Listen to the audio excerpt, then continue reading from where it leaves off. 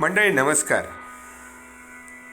काल तुम्हाला सांगितल्याप्रमाणे आजपासून सकल संत चरित्र गाथा श्री वामन जोशी यांनी स्वतः चित्रित केलेल्या आणि स्वतः लिहिलेल्या 144 सिद्ध पुरुषांची थोडक्यातली चरित्रगाथा मी यावर अनुवादित करीत आहे.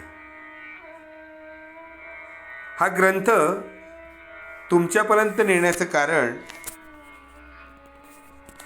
हा ग्रंथ सध्या क्वचित कुठेतरी उपलब्ध होतो. मी माझ्या लहानपणी हा ग्रंथ फार आवडीने वाचत असे. ज्या सिद्धपुरुषांनी मला तेव्हा तो दिला होता, त्यावेळी त्यांनी हा मला नित्य आवर्जून वाचण्याची सक्तीच केली होती म्हणा. कारण त्यांचं असं सांगणं होतं की सत्पुरुषांच्या चरित्र वाचनाने सत्पुरुषांच्या अंगी असलेली दिव्यत्वाची प्रचिती आपल्यात मिसळून जाते. थोडक्यात त्यांचे पॉझिटिव्ह व्हायब्रेशन्स, त्या शुद्ध सात्विक लहरी आपल्या मनाला, अंतःकरणाला शुद्ध करतात, आनंद देतात. आणि लहानपणात अशा पद्धतीने मानसिकतेच्या पटलावर सत्पुरुषांच्या चरित्राची ही चंदनाची रांगोळी पडली की अख्खं आयुष्य दैदिप्यमान सुंदर रंगाने भरलेलं आणि सुगंधाने उजळून निघालेलं होतं. याचा थोडासा का होईना मी अनुभव आज घेतोय. सध्याच्या युगात आपल्या लहान मुलांना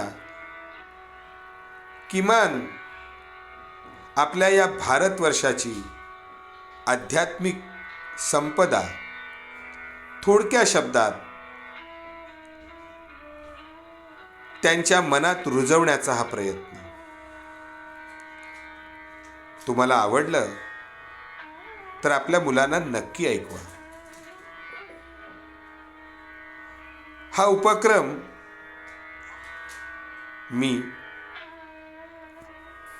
फार विचार करून करायला घेतला. तुम्हाला आवडेल की नाही, तुम्हाला ते पसंत होईल की नाही, यापेक्षा तुमच्यापर्यंत जे पोचलं आणि तुमच्याकडून जर त्याचा सार्थकी उपयोग झाला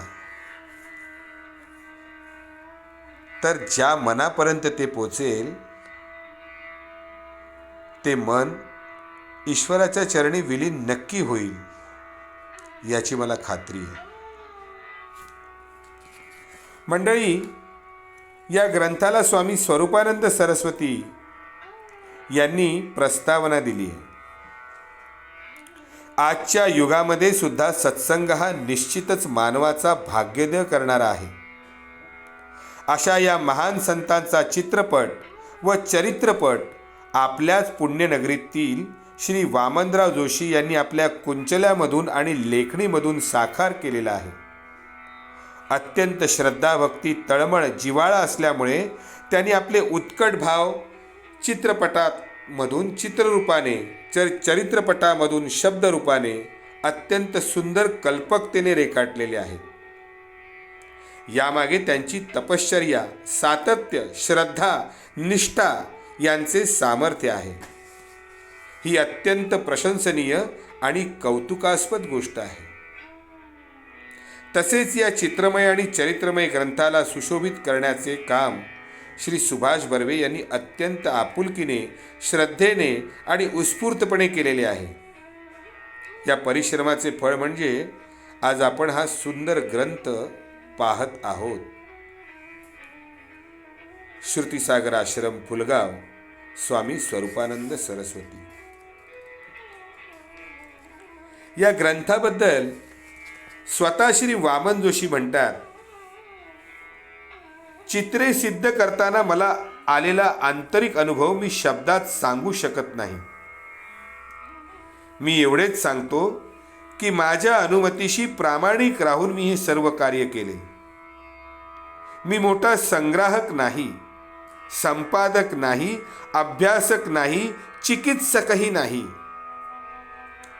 मी एक संत सेवक, संताचा परमभक्त आहे.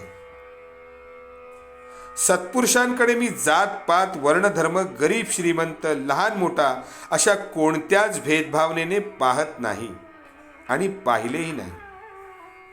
पाहिले ते परम श्रद्धेने जगदोद्धारक अवतारी पुरुष म्हणून. योगायोगाने माझ्या प्रारब्धानुसार माझ्या आकलनाच्या टप्प्यात जी जी विभूती जशी प्रवेशली, जशी दिसली, जशी भावली, तशी तशी ती तशा शब्दात आणि रंगरेखांमध्ये मूर्त करण्याचा प्रयास केलेला आहे. हा एक श्री स्वामी समर्थांनीच करून घेतलेला आणि त्यांच्या चरणी समर्पित केलेला संत वेड्या बालकाचा बोबडा बालप्रयत्न आहे. मर्यादित स्वरूपाचा तो माझ्याच एका मुद्रक मित्राने, मित्रवर्य सुभाष बर्वे यांनी परमप्रेमाने आणि अत्यंत नितांत श्रद्धेने प्रकाशित करण्यासाठी सहकार्य केले, म्हणून तो आपण मंडळी पुढे येत आहे. आपण सर्वजण उदार मनाने हे सर्व गोड करून घ्यावे, ही नम्र प्रार्थना.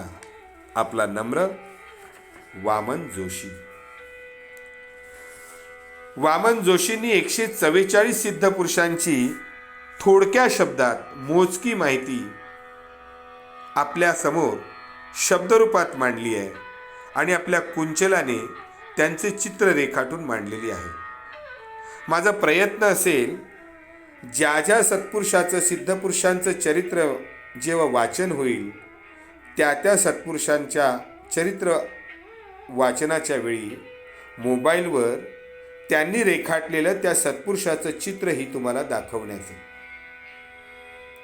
या सर्वांसाठी सहकार्य मला लाभलंय शृंगी जागोष्टेच.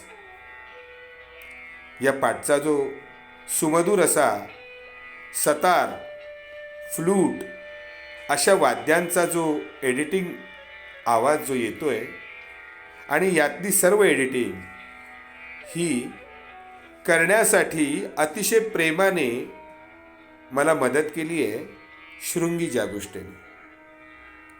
मंडळी, आमचा उपक्रम जर तुम्हाला आवडला तर आम्हाला नक्की कळवा. आवर्जून ऐका. आपल्या घरातल्या आजी आजोबांना, आपल्या घरातील लहान मुलांना आठवणीने ऐकवा. ओम तत्सत. ओम तत्सत. ओम तत्सत.